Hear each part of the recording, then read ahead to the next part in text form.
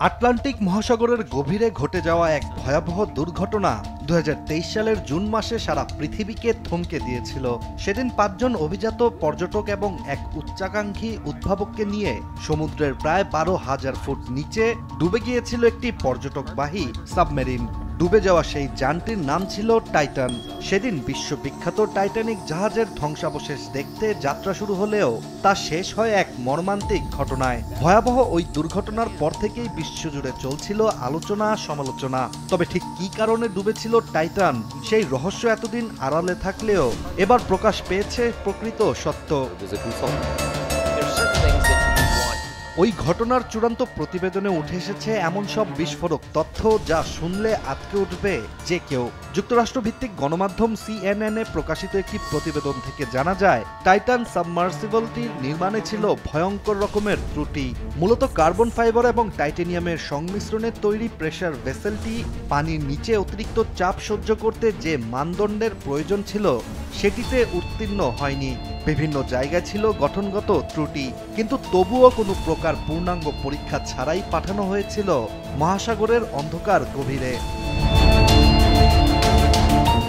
Ocean gate নামের যে কোম্পানিটি এই সাবমার্সিবল তৈরি করেছিল সেই প্রতিষ্ঠানের প্রধান নির্বাহী কর্মকর্তা স্টকটন রাশ নিজেও ছিলেন ভয়াবহ সেই যাত্রায়। এছাড়া যানটিতে আরও ছিলেন আন্তর্জাতিক খ্যাতিসম্পন্ন ফ্রেঞ্চ ডুবুরি পল আরি নার্জিওল, ব্রিটিশ ধনকুবের অভিযাত্রী হামিশ হার্ডিং এবং পাকিস্তানের প্রভাবশালী ব্যবসায়ী শাহজাদা দাউদ ও তার 19 বছর বয়সী ছেলে সুলেমান। টাইটানের চূড়ান্ত তদন্ত প্রতিবেদনে আরও বলা হয়েছে, শুধুমাত্র ইঞ্জিনিয়ারিং ভুলই নয়, ওশান গেটের ভিতরকার নিরাপত্তা সংস্কৃতিও ছিল ভঙ্গুর।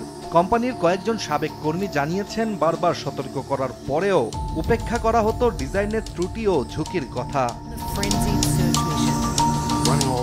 আর এখানেই উঠে আসে এক ভয়ঙ্কর মন্তব্য। একজন কর্মী জানান, স্টকটন রাশ একবার বলেছিলেন যদি কোস্ট গার্ড সমস্যা করে তাহলে একটা কংগ্রেসম্যান কিনে নিলেই সব ঠিক হয়ে যাবে। এদিকে বিস্ময়কর হলেও সত্য যে ওশান গেটের তৈরি আগের একটি সাবমার্সিবল সংস্করণ বাতিল করা হয়েছিল মানদণ্ড পরীক্ষায় উত্তীর্ণ না হওয়ায়। অথচ এই দ্বিতীয় সংস্করণ অর্থাৎ টাইটান কোনো আন্তর্জাতিক সনদ ছাড়াই চালানো হচ্ছিল পর্যটকদের নিয়ে, যেখানে যুক্তরাষ্ট্রের আইনে পরীক্ষামূলকভাবে সাবমার্সিবলে যাত্রী বহন করা সম্পূর্ণ অবৈধ। কিন্তু ওই অভিযানের নাম বদলে মিশন স্পেশালিস্ট বলেই চালিয়ে নেওয়া হয় ভয়ানক প্রতারণাটি। তবে এই প্রতিবেদন প্রকাশিত হওয়ার পর প্রশ্ন উঠছে, এত ত্রুটি থাকা সত্ত্বেও কেন কেউ থামায়নি সেই অভিযানটিকে? সেই উত্তর খুঁজতে গিয়ে যুক্তরাষ্ট্রের ন্যাশনাল ট্রান্সপোর্টেশন সেফটি বোর্ড জানায়, বর্তমান আইনি কাঠামো ও স্বেচ্ছাভিত্তিক নির্দেশনা যথেষ্ট ছিল না ওই অভিযান থামাতে। ফলে এবার তারা সুপারিশ করেছে কোস্ট গার্ড যেন একটি বিশেষজ্ঞ প্যানেল গঠন করে, যাতে ভবিষ্যতে এমন সাবমার্সিবল ও প্রেসার ভেসেলগুলোর ক্ষেত্রে স্পষ্ট এবং বাধ্যতামূলক নিয়ম তৈরি করা হয়।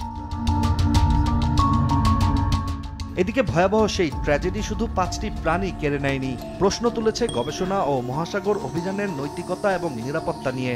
আর প্রযুক্তির দৌড়ে এগিয়ে যাওয়ার নামে যদি যাচাই বাছাই আর সতর্কতাকে এড়িয়ে যাওয়া হয়, তাহলে তার পরিণতি কি হতে পারে তারই অন্যতম উদাহরণ টাইটান দুর্ঘটনা। ইশতিয়াক হোসেন, দেশ টিভি।